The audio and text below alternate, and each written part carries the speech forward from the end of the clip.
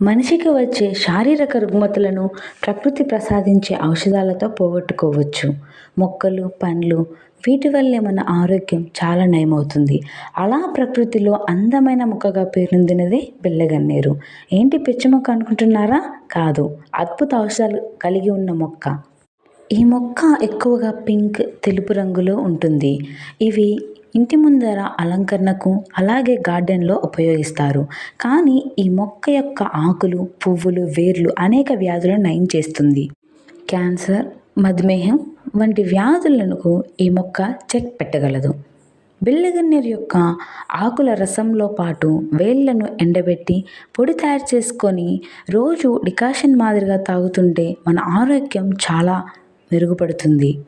అధిక రక్తపోటును, అధిక రక్తస్రావం కాకుండా ఆపుతుంది.